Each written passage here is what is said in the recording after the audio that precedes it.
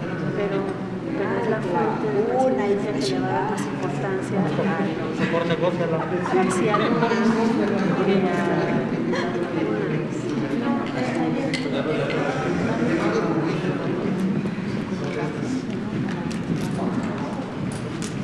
trajo refuerzo. Ay,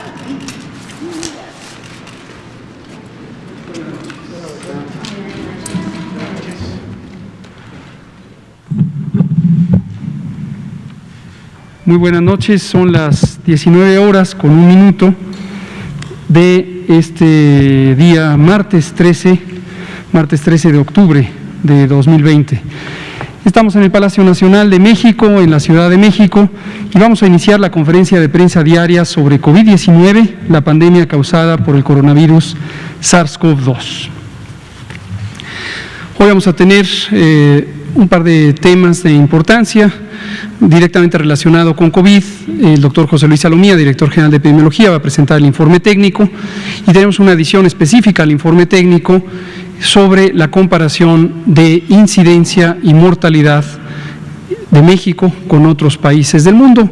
En ya varias ocasiones, pero en particular ayer en la comparecencia en el Senado, se repitió una cifra o una identificación que es inexacta sobre el lugar que ocupa México en la comparación internacional de la mortalidad por COVID. Esta cifra ha sido repetida, parece ser una confusión quizá de las personas que emiten este señalamiento. Hemos explicado en múltiples ocasiones que cuando uno compara poblaciones de distinto tamaño sobre un fenómeno como es la mortalidad o la incidencia de casos o las hospitalizaciones o cualquier fenómeno de salud, es muy importante, es indispensable considerar el tamaño de la población, el número de habitantes, el número de población en riesgo, como lo conocemos en la epidemiología. Desde luego no nos sorprende que personas no familiarizadas con la materia técnica encuentren mucho más fácil la comparación absoluta, el número de eventos, el número de casos, el número de muy lamentables defunciones, y que con ello, al comparar directamente, se pretenda hacer una inferencia sobre el riesgo, la intensidad del fenómeno. Hemos platicado que esto es inexacto y es importante que se identifique como una inexactitud o un error de interpretación, por la sencilla razón de que no hay duda alguna que cada uno de los eventos de enfermedad, de hospitalización y particularmente los eventos fatales son lamentables, cada uno de ellos, más allá de cifras, de números, de estadísticas. Sin embargo, si lo que se intenta es interpretar el fenómeno poblacional de la epidemia, cómo está ocurriendo la epidemia en un territorio en particular, por ejemplo, entre entidades federativas, cuando uno quiere comparar la intensidad epidémica o el riesgo, o entre países o entre regiones, pues es indispensable hacerlo de manera correcta. El uso incorrecto de estas interpretaciones o de estas cifras o estadísticas solo resulta en una confusión y estamos seguros que no es intención de nadie confundir en ese sentido a la población, pero sí refleja un pobre entendimiento de la realidad que está viviendo nuestro país. Y por eso queremos aclararlo en esta conferencia de prensa diaria. Después vamos a tener un componente específico que no habíamos comentado aquí en las conferencias de prensa, pero es un problema de salud pública, que es la tuberculosis. La tuberculosis es un problema de salud pública en el mundo. Algunas personas han pensado que la tuberculosis es un problema de salud que desapareció hace tiempo, pero lejos estamos de ello. En el mundo entero la tuberculosis permanece como un problema de salud pública persistente.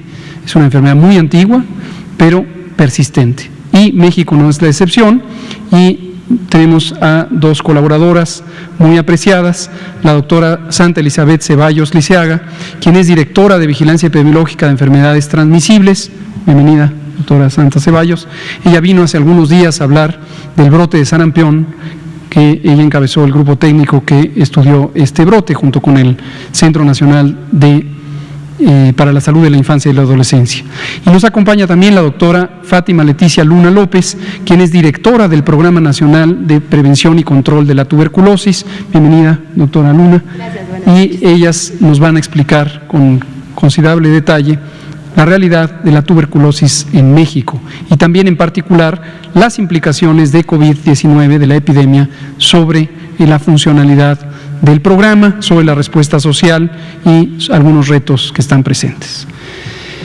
Vamos a iniciar. Les pido si me ponen la segunda diapositiva. Quiero que tengamos presente lo siguiente. Muy desafortunadamente falleció ayer por la noche, más o menos en las horas en que estábamos aquí en la conferencia de prensa, el maestro Guillermo Soberón Acevedo. El doctor Guillermo Soberón Acevedo, como se ha comentado, como lo comentamos aquí mismo hace 15 días, fue un magnífico médico. Él fue de formación bioquímico, él no era clínico, él era bioquímico, fue uno de los pioneros de la bioquímica en México, fue fundador del Departamento de Bioquímica del Instituto Nacional de Ciencias Médicas y Nutrición, Salvador Subirán. Comentábamos que él fue uno de los creadores de este magno instituto, pero además fue rector de la Universidad Nacional Autónoma de México en el periodo 1973 a 1981, 2 periodos consecutivos, y fue secretario de Salud en el periodo 1982-1988, un sexenio completo. El maestro Soberón indiscutiblemente fue uno de los transformadores del sistema de salud en México.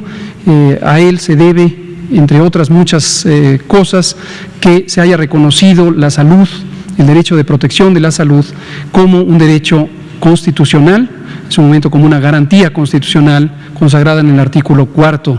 También él fue el creador de la Ley General de Salud. Él transformó la Secretaría de Salud, entonces se llamaba Secretaría de Salubridad y Asistencia, la transformó en Secretaría de Salud. Él fue de los impulsores del establecimiento de nuestro sistema de laboratorios, de la Red Nacional de Laboratorios de Salud Pública y el Laboratorio Nacional de Referencia.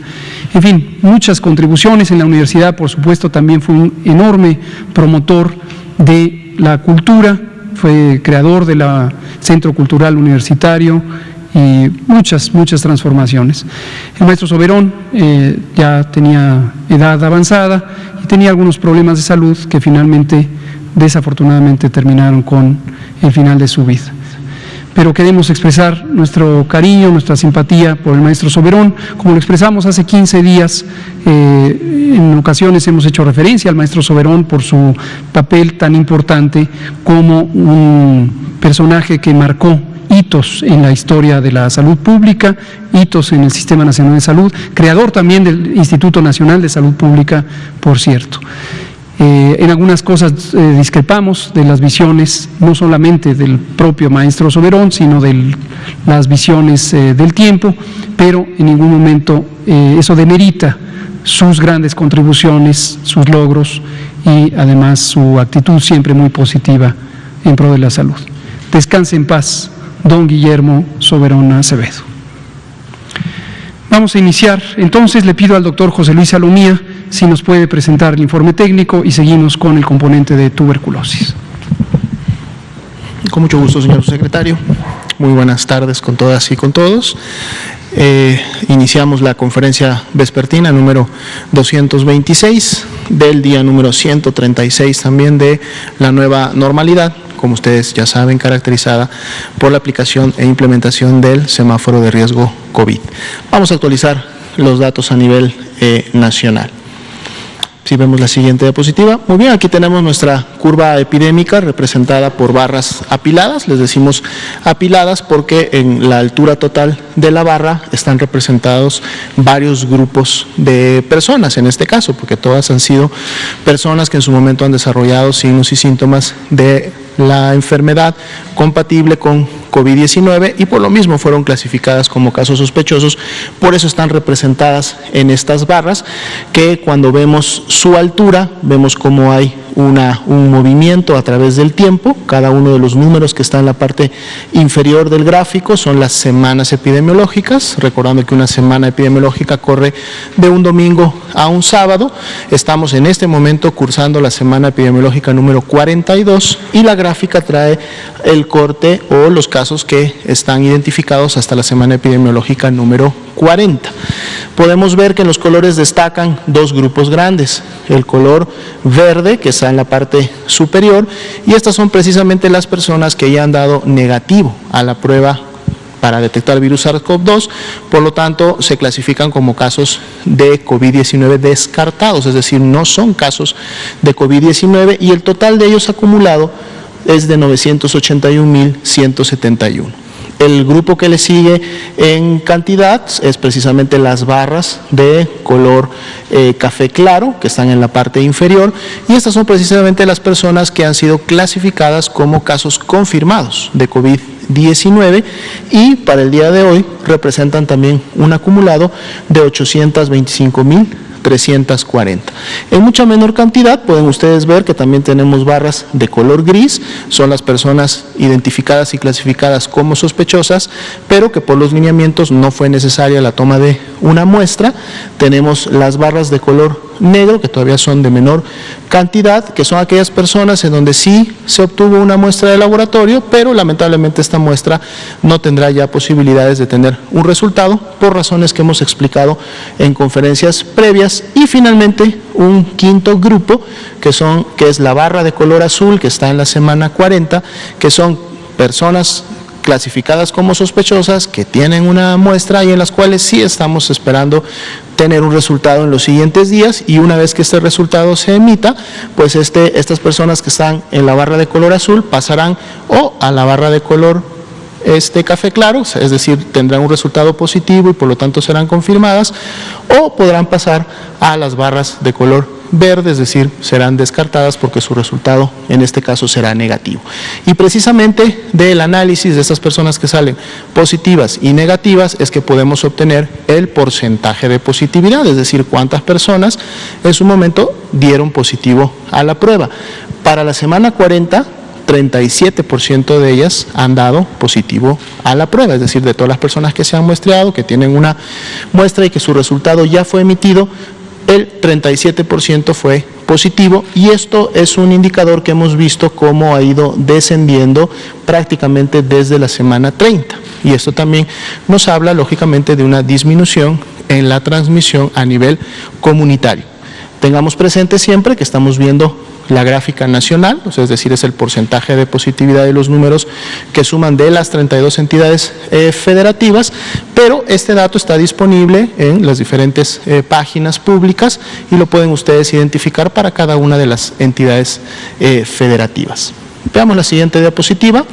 Son los casos estimados, es decir, los que ya fueron clasificados como confirmados, y a estos le sumamos aquellos que sin tener una muestra o tener una muestra que no tuvo aún resultado, aplicamos porcentaje de positividad, lo sumamos y entonces ahora tenemos este total. Ya veíamos que estamos cursando la 11ª semana en la cual continúa una tendencia descendente. Para el día de hoy es de menos 6% en relación a las dos últimas semanas graficadas, es decir, entre la 39 y 40, por lo que todavía se mantiene la tendencia descendente. Igual hemos visto esta tendencia que se mantiene en el caso de las defunciones, siendo de menos 39% en las últimas 2 semanas. Un indicador que se mantiene también en un nivel bajo es el de los casos activos estimados. Continuamos en 4%, después que habíamos estado en un 5% en semanas previas. Veamos la siguiente y última diapositiva del escenario nacional.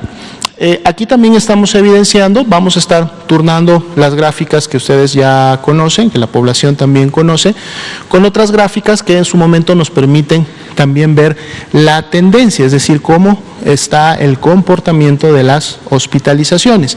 Seguimos teniendo el dato nacional de la ocupación de camas general y con ventilador, podemos ver que es de 29% para las camas general y de 25% para las camas con ventilador. Si recordamos los datos que hemos estado presentando de manera diaria, esto ha representado un incremento ligero, por cierto, pero no deja de ser un incremento en la ocupación hospitalaria. Y en esta gráfica que estamos presentando en este momento es donde precisamente podemos ver ese incremento que se ha dado en los últimos días. Vean ustedes cómo desde la última semana de julio, en donde tuvimos para el escenario de México la mayor ocupación hospitalaria, que precisamente fue de 18,223 personas que estuvieron hospitalizadas en un mismo día, al mismo tiempo, en todo el país. A partir de agosto empezamos con una tendencia descendente continua hasta llegar a un punto de máxima reducción de la hospitalización, que es precisamente la de solo 9,927 personas hospitalizadas.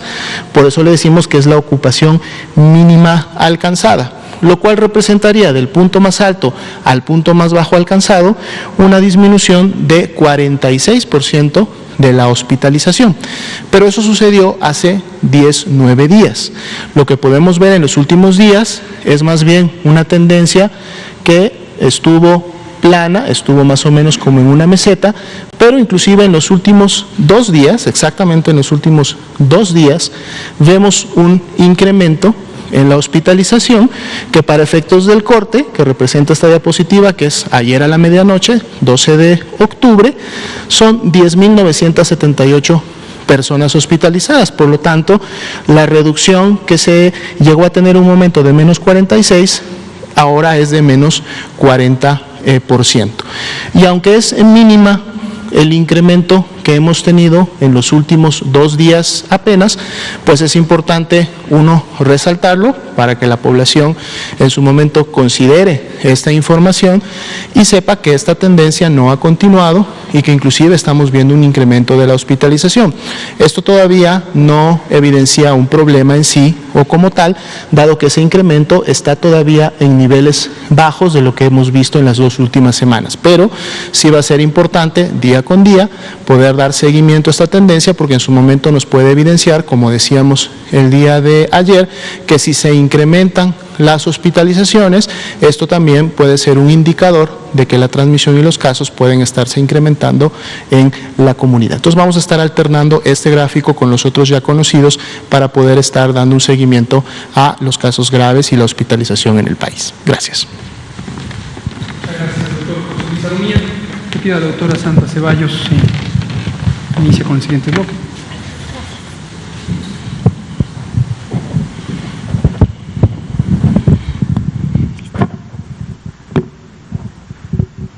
¿Hacemos la siguiente?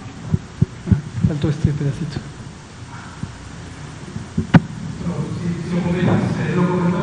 Rápidamente, perdón, son las gráficas que mencionaba el doctor López-Gatell al principio. Si nos regresamos, por favor, una más, que tiene que ver precisamente, aquí por favor, tiene que ver precisamente con la comparación que se hace a nivel internacional, que es una comparación técnicamente más sustentada, más válida, cuando precisamente comparamos las tasas entre los países. Estas tasas pueden ser lógicamente de casos, es decir, de personas que han contraído la enfermedad y están por lo mismo clasificadas como casos. Vamos a pasarnos de este lado, ¿sí?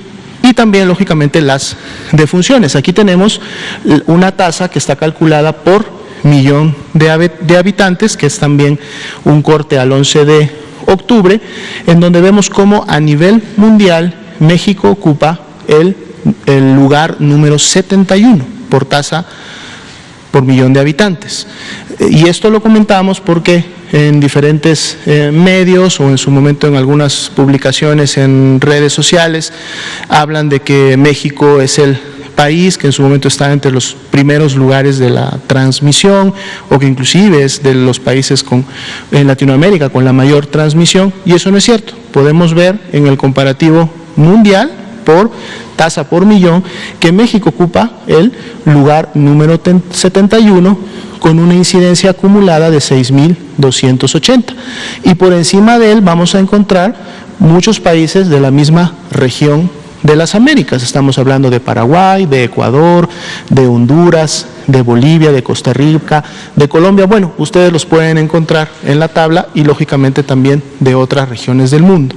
Y para efectos de la mortalidad, es decir, las personas que fallecen como una proporción de la población que existe en una región determinada, y en este caso estaríamos hablando lógicamente de México, si vemos la siguiente diapositiva, es precisamente el 10º lugar que ocupa México en relación a la mortalidad mundial. En primer lugar está San Marino. San Marino es una entidad que se encuentra al noreste de Italia, precisamente, es una región geográfica, digamos, pequeña, de seguro ocupa los primeros lugares, pero luego vemos que vienen países también de Latinoamérica, como está Perú, como está Bolivia, como está Brasil, Chile y Ecuador, digamos, en esa lista de primeros 10 países por encima de México, recordando que además México lógicamente tiene una densidad poblacional importante en relación a muchos países y se encuentra con 648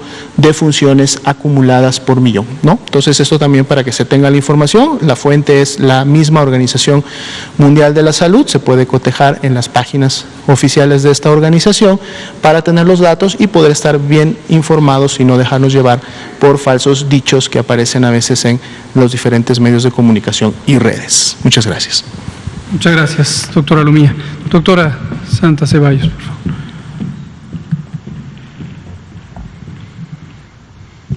Gracias. Bueno, muy buenas tardes a todos ustedes. Antes que nada, pues agradecerles nuevamente el espacio al doctor Gatell, al doctor Alomía. Pues miren, el día de hoy venimos a hablar de un tema de gran relevancia, un problema de salud pública a nivel internacional y México no es la excepción. Este tema que nosotros queremos compartir el día de hoy con ustedes, pues es la tuberculosis. La tuberculosis hay que recordar que es una de las principales causas a nivel mundial de muerte y es la principal causa de muerte en el mundo en personas que viven con VIH. Entonces, es un dato muy importante que ustedes deben de conocer. Entonces, específicamente hablando de la tuberculosis, es importante que nosotros sepamos qué es la tuberculosis. La tuberculosis es una enfermedad que es causada por una bacteria, es una bacteria llamada Mycobacterium tuberculosis. Aquí tenemos un pequeño resumen que nos indica que una persona que no es diagnosticada y no es tratada y que tiene tuberculosis pulmonar, es decir, la tuberculosis es una enfermedad que puede afectar todos los órganos del cuerpo, ¿sí? Podemos tener tuberculosis en los pulmones, en el cerebro, en los intestinos, es decir, es una bacteria que puede alojarse en múltiples órganos del cuerpo. Sin embargo, uno de ellos, los pulmones, es la localización más frecuente donde podemos encontrar la tuberculosis y esta localización, la tuberculosis pulmonar, es la que se transmite de persona a persona. Es decir, yo puedo conocer a una persona que tiene tuberculosis, digamos, intestinal, y esa tuberculosis no me la va a transmitir o no me voy a enfermar por hablar con ella, por platicar o por convivir.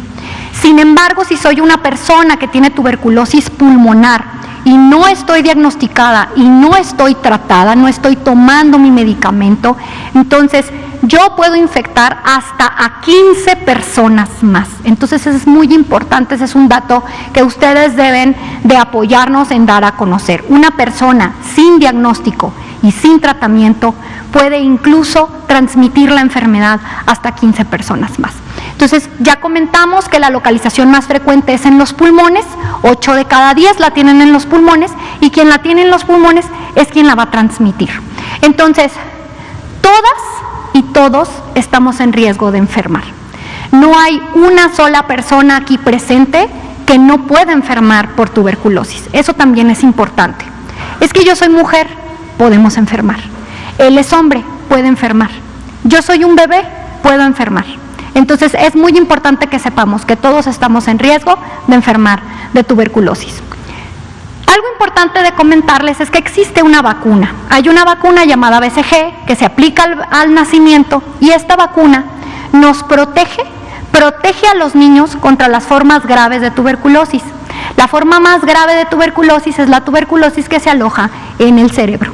Nosotros le llamamos tuberculosis meningia, que es una de las partes que está en nuestro sistema nervioso central. Entonces, todos los niños y todas las niñas en México, al momento de nacer, es importante que nosotros, como papás y como mamás, sepamos que debemos de solicitar que se le aplique la vacuna a mi niño. ¿Quiénes de nosotros, en nuestros brazos, en uno de nuestros bracitos, tenemos una cicatriz porque nos aplicaron una vacuna? Esa cicatriz es por la vacuna de la BCG. Una persona de cada 30 no hace cicatriz, pero no quiere decir que la vacuna no sirvió, ¿ok? Ojo. Entonces, ¿qué es lo importante? Tener mi cartilla y que en mi cartilla diga que me colocaron la vacuna, si soy un niño de 1 a 5 años. Después de esa edad, la vacuna ya no me va a proteger. Y ojo, no protege contra la tuberculosis pulmonar, solo protege contra las formas graves, que son las formas más mortales. Por eso es importante que nosotros lo sepamos, ¿sí? Finalmente, la tuberculosis es una enfermedad curable si se diagnostica y se trata a tiempo. Siguiente, por favor. Ahora, ¿cuáles son las manifestaciones de la tuberculosis? ¿Yo cómo puedo saber si tengo que ir al médico a que me haga una prueba para saber si estoy enfermo de tuberculosis? La tuberculosis es una enfermedad que se manifiesta cuando es pulmonar, que ya dijimos que es la que se transmite. Nosotros vamos a presentar tos con flema de más de 15 días. Yo puedo tener tos y no tener flema, pero si yo tengo tos con flema y ya tengo más de 15 días, yo tengo que pensar que es tuberculosis. ¿Saben por qué? Porque vivimos en México y en México hay tuberculosis. Ahorita vamos a ver cuánta tuberculosis hay. Entonces, es importante que si yo estoy en casa, señor, señora, niño, niña, papá, mamá, si yo estoy en casa y tengo tos con flema de hace más de 15 días, yo tendría que estar acudiendo a mi médico para que pueda identificar o diagnosticar si tengo o no tuberculosis. Otras manifestaciones pueden ser sudoraciones nocturnas, cansancio, puedo tener fiebre, de pronto en la noche, puedo dejar de tener ganas de hacer cosas, puedo no tener mucho apetito, incluso puedo estar bajando de peso. Pero lo principal es, si tengo tos con flema de más de 15 días, yo acudo a una unidad de salud para que vean si tengo o no tuberculosis. Ya dijimos que la tuberculosis la podemos tener cualquiera.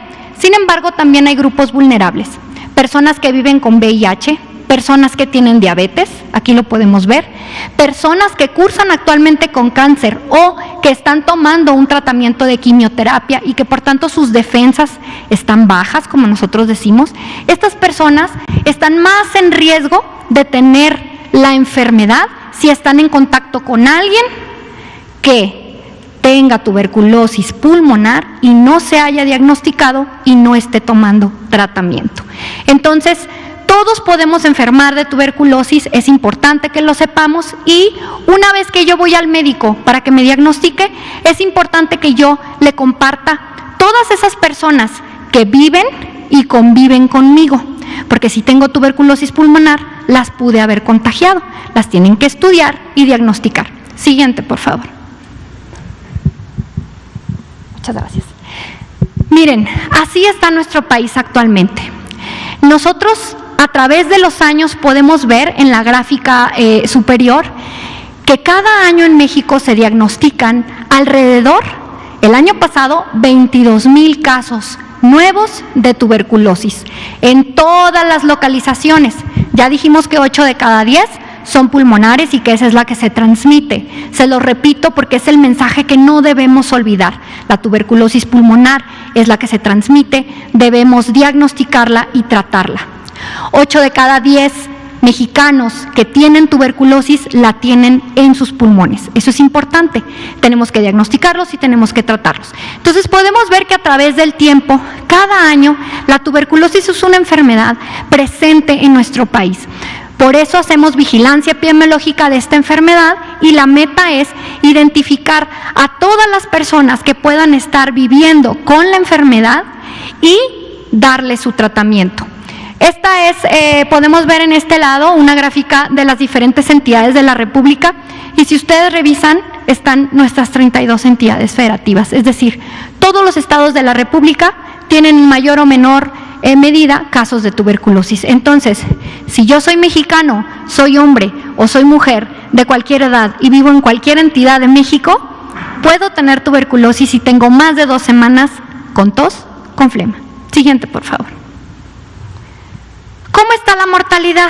Miren, afortunadamente la mortalidad ha ido en disminución. Actualmente nosotros podemos ver cómo la tendencia de 6,000 muertes que había de tuberculosis en el año 1990, actualmente para el año 2018, que es la última cifra oficial que tenemos, estas defunciones han disminuido hasta 2,000 defunciones, es decir, actualmente tenemos una tasa de 1.6, quiere decir que de cada 100,000 personas, 1.6 personas mueren por tener la enfermedad. Siguiente, por favor. Vean, nuevamente para recordar, ¿a quién puede tener tuberculosis? Ya dijimos, en color gris, ¿verdad? Están los hombres, en color verde están las mujeres. Es decir, tenemos casos tanto en hombres como en mujeres. Tenemos casos en todos los grupos de edad. Vean cómo en el grupo de menores de 1 año, es decir, los bebés que yo tengo en casa, pueden tener la enfermedad. Si la mamá o el papá que los cuida o la persona que me apoya cuidando a mis hijos tiene la enfermedad y no ha sido diagnosticado y no tiene tratamiento, ahí podemos tener casos de tuberculosis también en los menores. En todos los grupos de edad tenemos la enfermedad. Y recuerden, el 65% de las personas que tienen tuberculosis cursan con alguna otra enfermedad. La principal es diabetes, pero también podemos encontrar VIH, podemos encontrar desnutrición, tabaquismo, alcoholismo. Entonces es importante que todas las personas que pueden tener la enfermedad acudan a su centro de salud para que sean identificadas o que se busque la enfermedad mediante una prueba diagnóstica. Y finalmente veamos esta diapositiva en la cual yo les muestro los casos de tuberculosis que presentamos en 2019 versus los casos de tuberculosis que hemos identificado en el 2020. Y como ustedes pueden ver, la tuberculosis no tiene una temporalidad específica. Todo el año estamos identificando casos. Todo el año me puedo enfermar. Todo el año me pueden diagnosticar y todo el año me pueden iniciar un tratamiento. Entonces es importante que nosotros veamos que es una enfermedad que vive con nosotros y que debemos saber diagnosticar para que se pueda tratar. Aquí también es importante mencionar, ustedes pueden ver en color café las barras que corresponden a los casos de COVID. Ustedes vean cómo es la curva, la presencia de los casos de COVID versus la curva de la presencia de los casos de tuberculosis. Tuberculosis la tenemos todos los días del año, durante todo el año, y la hemos tenido durante muchos años con nosotros. Entonces es importante que conozcamos la enfermedad y que no pensemos que es una enfermedad de otro país o de otro lugar y que nosotros no estamos expuestos. Estamos expuestos y estamos en riesgo. Y eso es importante que nosotros lo tengamos presente. Finalmente, específicamente la vigilancia epidemiológica, que es lo que nosotros hacemos en la Dirección General de Epidemiología, enfrentamos algunos retos. ¿Cuáles son los retos? Ustedes lo vieron en la curva anterior, en la gráfica pasada. No estamos identificando el mismo número de casos que el año pasado. No quiere decir que tenemos que encontrar los mismos, pero las tendencias son similares. Nosotros consideramos que hay gente que actualmente está en su casa, que puede estar cursando con los síntomas y que no ha solicitado la atención para ser diagnosticado. Entonces, acudamos a nuestro centro de salud en búsqueda de ese diagnóstico. Tenemos el reto de mantener un acceso seguro a los servicios de salud, por eso debemos mantener las medidas de sana distancia. Debemos hacer frente a la disminución del personal. Sabemos que mucho de nuestro personal de salud se ha enfocado a la atención de los casos y de los pacientes con COVID. Sin embargo, pues nosotros como vigilancia epidemiológica de otras enfermedades debemos estar siempre muy conscientes de que esta es una enfermedad presente en nuestro país e importante. Y debemos también de mantener estrategias de diagnóstico y tratamiento. A continuación, la doctora Fátima Luna hablará más extensamente de todo lo que se hace en este país para diagnosticar y tratar a nuestros casos de tuberculosis. De mi parte sería todo y pues quedo atenta. Muchas gracias. Por favor. Gracias. Doctora Luna. Gracias, Santa. Sí. Buenas noches a todos, es un placer estar con ustedes y sobre todo que por una de tantas veces se hable de un tema tan importante como lo es la tuberculosis. Y quiero decirles que es un tema importante porque el estigma y la discriminación que existe alrededor de esta enfermedad, de este problema de salud pública, hoy en día, en pleno 2020, sigue siendo muy grande. Y bueno, la doctora Santa ya nos dio un panorama de la situación epidemiológica, cómo estamos actualmente con esta carga de enfermedad. Como ustedes observaron, no hay un solo estado de la República que no tenga casos de tuberculosis. En menor o en mayor grado, todos los estados de México, de nuestro país, tienen tuberculosis. Y aquí es bien importante recalcarlo, porque recordemos que los estados, nosotros somos un país heterogéneo, somos un país grande, somos un país con ciertas características que hacen a veces muy difícil manejar ciertos problemas, y entre ellos los de la salud. Tan solo el movimiento poblacional. Nosotros podemos decir, yo vivo en Tlaxcala, sería uno de los estados que tienen menor carga, pero si alguien viaja y en ese trayecto yo tengo contacto, dadas las relaciones que hoy en día se manejan por economía, salud, etcétera, voy a tener contacto con esa persona que puede estar afectada por tuberculosis. Si yo tengo, mi actividad económica requiere que tenga contacto con muchísimas personas, voy a tener ese factor de riesgo para poder enfermarme. Y siempre lo he dicho yo en muchas ponencias. El factor de riesgo más grande que tenemos para enfermarnos de tuberculosis es respirar. Y creo que en esta sala todos respiramos. Entonces, este es uno de los puntos importantes que quiero tocar. Ustedes verán en la lámina, se encuentra proyectado todo lo que son los compromisos que tenemos a nivel internacional.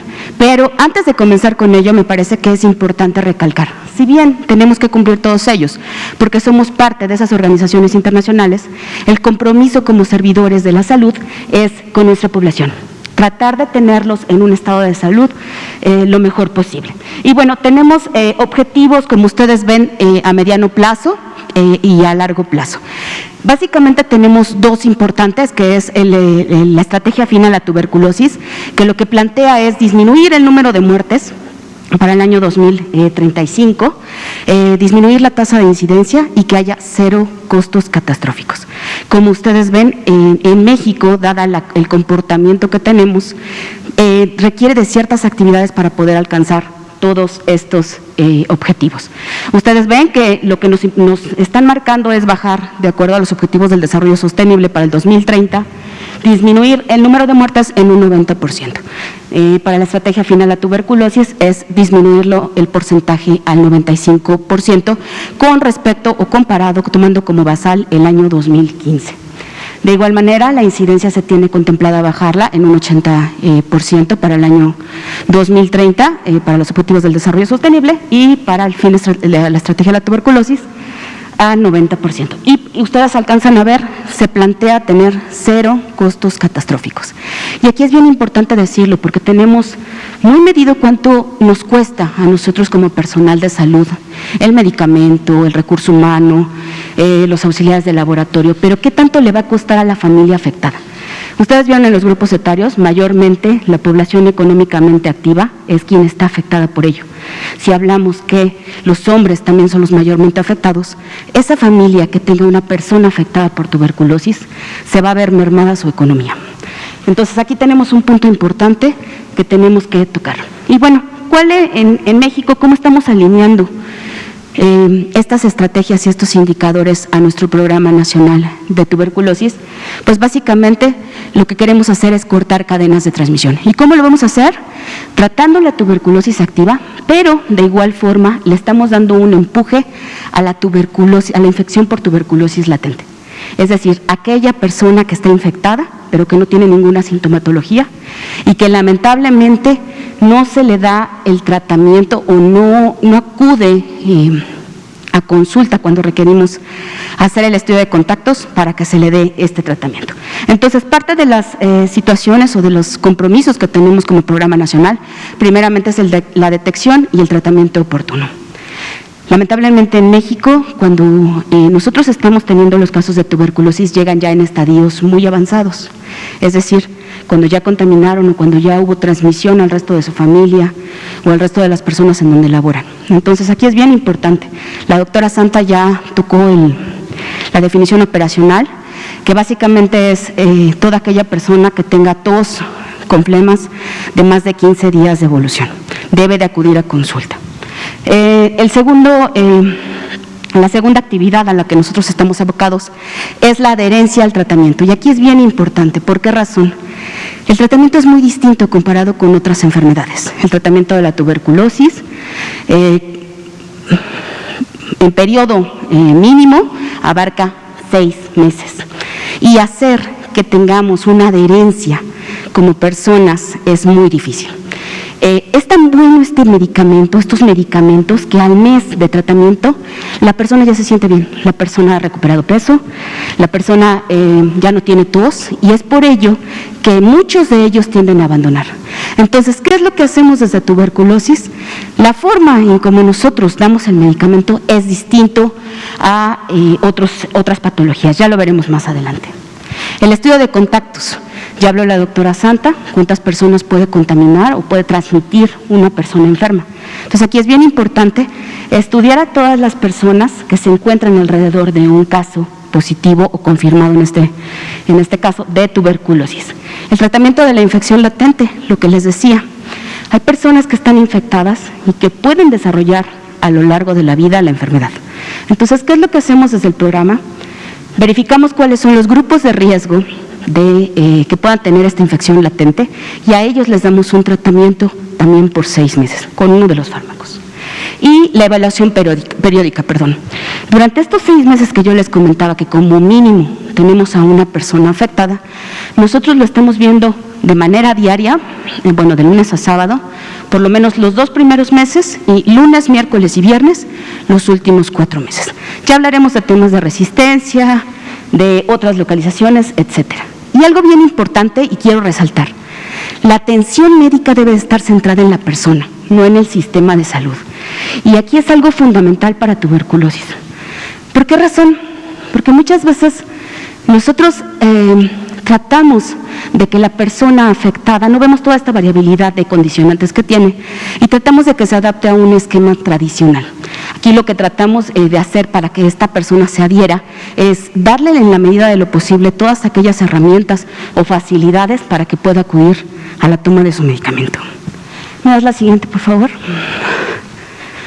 Ok. Esta es la cohorta de tratamiento a lo largo del tiempo. ¿Cómo nos ha ido en los casos o en todas aquellas personas que han estado bajo una escena que en este momento es el tratamiento? Sí. Ok, ustedes ven que nos ha ido muy bien en lo que es el éxito, afortunadamente hemos curado.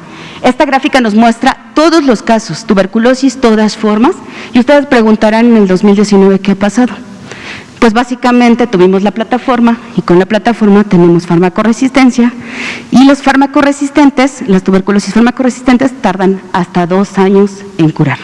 Entonces, es por eso que no hemos terminado esta cohorte, seguimos analizándola y pues trataremos de llegar a los porcentajes que hemos tenido en años previos. ¿Me das la siguiente, por favor?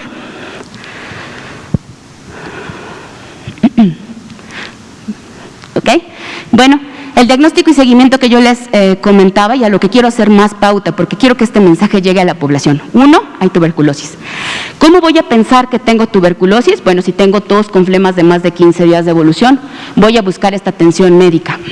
Ustedes ven del lado derecho de la diapositiva. Básicamente el diagnóstico es basado o se sustenta en varios componentes. Primeramente, el interrogatorio, la anamnesis que le hacemos al paciente.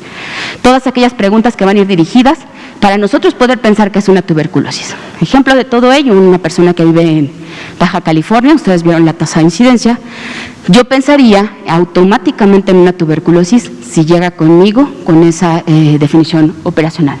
Y después de esto, pues la exploración física, nunca debemos de olvidar que son personas, no son patologías las que nosotros estamos atendiendo. Y como métodos diagnósticos también aquí quiero ser muy puntual. El diagnóstico es gratuito, está en todas las unidades de salud, es muy sencillo y no es invasivo. El diagnóstico se hace principalmente con baciloscopía.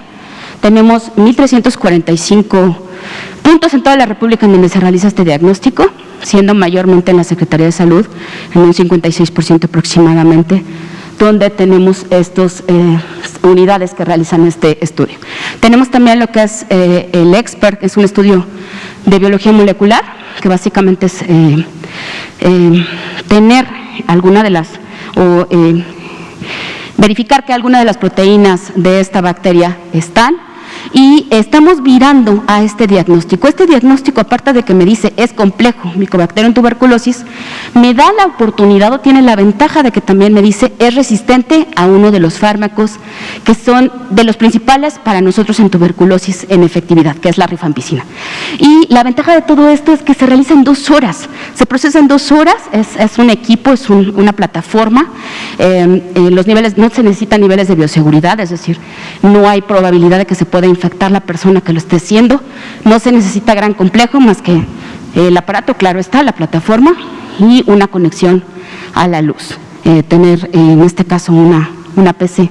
Entonces, como verán, en este programa de acción específico 2019-2024, lo que queremos es fortalecer ese diagnóstico para poder hacerlos mucho más rápido y tener mucho más de estas personas diagnosticadas. Y bueno, ¿qué le hacemos a la persona afectada con tuberculosis? Primeramente, tratamos de informarle todo lo que hay alrededor de su enfermedad. ¿Cuánto tiempo va a durar el tratamiento? Mínimo 6 meses. ¿Cómo tiene que venir? ¿Cómo se realiza la administración? Porque eso es bien importante. Se le otorga el medicamento a la persona, pero alguien lo debe de estar verificando su deglución. Las reacciones adversas que puede tener, que aquí también me voy a detener un poco. Es tan noble estos medicamentos que a pesar de que son 4 combinados los 2 primeros meses, 2 combinados los últimos 4 meses, las reacciones adversas son mínimas. Y si se cumple esta adherencia al tratamiento, por lo menos arriba del 95% de las personas que lo tomen van a curar. El estudio de contactos que ya les decía, de nada va a servir que a mí me traten si mi compañera de al lado va a tener tuberculosis. Ella me lo puede volver a transmitir en un futuro. Entonces aquí es importante estudiar a todas las personas a mi alrededor. La farmacovigilancia también, el estar estudiando estas reacciones. Este programa es uno de los que noblemente hemos hecho todo esto, sobre todo por el manejo de las resistencias. El control bacteriológico y clínico mensual, que aquí también es súper importante. ¿Cómo vamos a verificar que esa persona está curando? Pues cada mes le vamos a decir que le vamos a realizar una baciloscopía, que no es otra cosa más que el estudio de la flema. Es un estudio de flema, básicamente. Y la forma en cómo nosotros vamos a verificar que esa persona está curando va a ser cada mes pidiéndole que nos dé una flema. Por lo regular, les comentaba la efectividad del tratamiento. Una persona con un tratamiento y una adherencia adecuada tienden a ya no tener flema al segundo mes de tratamiento. Después de eso, ustedes se preguntarán qué vamos a estudiar. La saliva, no hay ningún problema. Eso sí, en seguimiento, no en diagnóstico. Vamos a estudiar esta muestra. La vigilancia de las resistencias, también de igual forma, nosotros vamos a estar viendo, al segundo mes una persona debe de estar negativa. Si después del segundo mes o la segunda baciloscopía nosotros llegamos a tener ese estudio de la muestra todavía con bacilos, vamos a estar pensando en o son bacilos muertos porque no nos habla de que esté viva la bacteria, o hay una resistencia a uno de esos fármacos. Y entonces lo que hacemos es buscar esas resistencias y dar tratamientos que vayan enfocados a esa bacteria en específico. La supervisión del tratamiento, les decía, yo no puedo darle a un paciente sus 6 meses de tratamiento y que se lo lleven a casa. Es tan importante el adherirse, el estar comprometidos con todo ello, que nosotros tenemos que estar supervisando. Y ahora se ha optado que no solamente es el personal de salud, una persona capacitada dentro de la familia también puede otorgar este tratamiento. Siguiente, ya termino. Lo que les decía, el tratamiento es gratuito, ese es otro de los mensajes que quiero decirles. Un tratamiento de TB sensible nos puede llegar a costar 1,500 pesos, cuando nosotros tenemos resistencia puede ir hasta 150,000 pesos y se extiende de 6 meses, con resistencia se va a extender a 2 años. Entonces, de ahí la importancia de estar adheridos al tratamiento. Por último, pues, ¿qué es la infección por tuberculosis latente? Ya les decía, básicamente es la infección asintomática. Nosotros lo vamos a manejar durante 6 meses, también con tratamiento gratuito, con uno solo de los fármacos. Siguiente, por favor. Me parece que con esta última termino. ¿Qué hemos estado haciendo nosotros con COVID? Ya lo dijo la doctora Santa, debido a la disminución del personal de salud, pero también de las personas que asisten a las unidades de salud, hemos contemplado diversas estrategias. Entre ellas, por ejemplo, hacer videotest. Se le otorga a un familiar el medicamento por una semana y lo que hacemos es que vía celular, con estos teléfonos inteligentes, la persona cuando se va a deglutir el medicamento, lo que hace es hacer una videollamada y nosotros estamos observando que no haya ningún problema en la deglución y que no tenga ningún problema después. Tenemos también promotores de salud en alguna de las áreas. Esto se tropicalizó o se adecuó de acuerdo a las características de cada uno de los estados. Hemos estado protegiendo reforzando las medidas de protección e higiene, sobre todo respiratoria, y la búsqueda activa de casos probables como diagnósticos diferenciales en este caso, en esta enfermedad emergente. Debido a que es una enfermedad respiratoria, tenemos la oportunidad también de poder ponderar a tuberculosis en este sentido. Entonces, el mensaje que quiero que se vaya es: hay tuberculosis en México, el tratamiento y el diagnóstico es gratuito y está en todas las unidades de salud. Eso sería todo. Muchas gracias, doctora Fátima Luna, directora del Programa Nacional de Tuberculosis, doctora Santa Ceballos, directora de Vigilancia Epidemiológica de Enfermedades Transmisibles. Muchas gracias. Este tema lo vamos a estar tratando periódicamente. Invitaremos a las doctoras para tratar elementos específicos sobre la tuberculosis en México. Vamos a iniciar con Liliana Noble, Pulso Saludable. Juan Carlos Machorro, AM Noticias. Gracias, buenas noches. Liliana Noble de Pulso Saludable. ¿Mande? Tengo 3 preguntas rapidísimas. Doctora Santa, ¿se puede llegar a erradicar la tuberculosis? Y las otras 2 para el doctor Gatell. Derivado de la comparecencia que tuvo ayer en el Senado de la República, se habla de un acuerdo de civilidad para evitar las situaciones incómodas del día de ayer. ¿Usted estaría dispuesto a regresar a un escenario igual?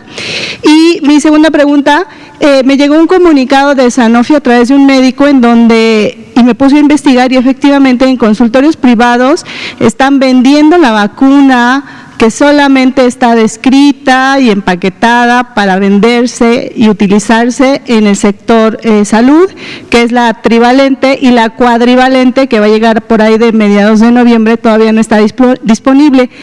¿Qué tenemos que hacer? Porque aquí hay 2 preguntas, ¿no? ¿Cómo le llegó a este doctor? ¿A quién le está comprando este doctor esta vacuna que no debería de estarle comprando? Y para alertar a la población que es una vacuna que no deben de pagar porque ya se pagó por el gobierno, pues. Gracias. Muchas gracias. ¿Se puede erradicar la tuberculosis? No. Sí, no, desafortunadamente no.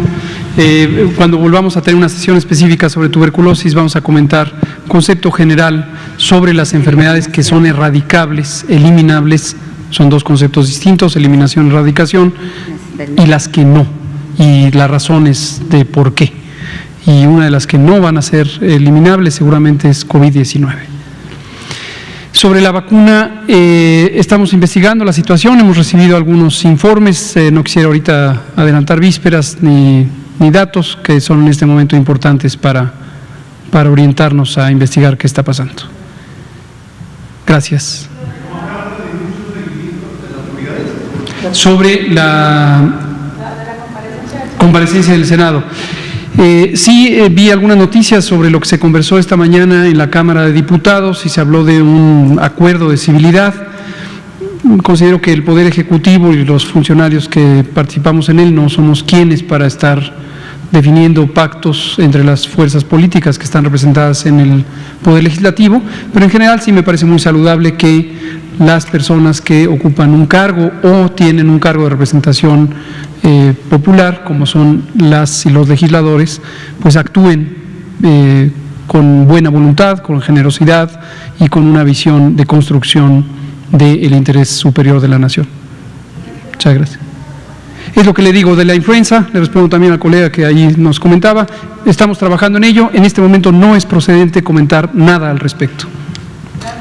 Por favor. Sí, buenas noches. Juan Carlos Machorro, AM de Querétaro. Doctor, con el anuncio de esta mañana, ¿no es un poco apresurado ya ponerle fechas? Sí se firmó, diferentes laboratorios, los compromisos, pero en el documento que se manejó, pues hablan de fechas como si ya fueran vacunas ya aprobadas. Esperemos que sí, todos rogamos que sí lo sean, pero si pasa algo, ¿esas fechas son movibles? ¿Qué pasaría? O sea, porque el documento casi nos dice, ese mes ya la tienes, y pues todavía no sabemos. ¿Cómo no? Y rapidísimo, una segunda, diferentes gobiernos estatales y municipales, en algunos estados como Ciudad de México, como Querétaro, como Morelos, ya hablan de que los cementerios van a estar cerrados para el fin de semana del 2 de noviembre, pero hay otros estados como Michoacán que hablan que sí van a permitir gente. La autoridad federal puede participar para que haya una, llamémosle, un cierre, una homologación de que todos estén cerrados, todos permitan cierta cantidad de gente, ¿o qué pasaría? Gracias. Cómo no, muchas gracias. Empiezo con esta sobre los panteones. Efectivamente, en México, en nuestra cultura tradicional, en nuestra idiosincrasia, se hacen rituales importantes sobre el Día de Muertos. No sería de extrañar que además, en medio de esta situación tan adversa que hemos tenido en México y en el mundo, son ahora momentos de mayor importancia para las familias de reconciliarse espiritualmente con sus familiares fallecidos. Entonces, esto desde luego establece una dinámica de especial interés en torno a los cementerios, en especial en los días considerados como los días de muertos, el día 1 y el día 2 de noviembre. Esto ha sido motivo de reflexión también, como nos anticipamos, solemos anticiparnos a los acontecimientos y lo hemos estado analizando. También la Cámara de Diputados, un grupo de legisladores han formulado una iniciativa porque además es un tema económico de la producción y comercialización de flores y por lo tanto se vuelve a manifestar esta tensión inherente en el manejo de un fenómeno complejo como es la epidemia de COVID-19 entre el bienestar en la medida en que se protege a las personas, su salud, su vida, y el bienestar en la medida en que se protegen las economías, sobre todo las economías populares. Y estamos analizando los detalles, próximamente haremos una comunicación técnica al respecto y muy probablemente estará orientada a un lineamiento técnico. Los cementerios, la administración de los cementerios es una atribución constitucionalmente reservada a los municipios, de acuerdo al artículo 115 de la Constitución, y desde luego tendremos que trabajar en establecer los mecanismos de coordinación necesarios para lograr que se cumplan esos protocolos sanitarios. En algunas condiciones podría requerir el cierre de los cementerios, en otras podría ser su permanencia con el uso de ciertos protocolos de seguridad sanitaria, como lo hemos hecho en muchos otros espacios públicos, el turismo, los restaurantes, el transporte aéreo, etcétera, etcétera.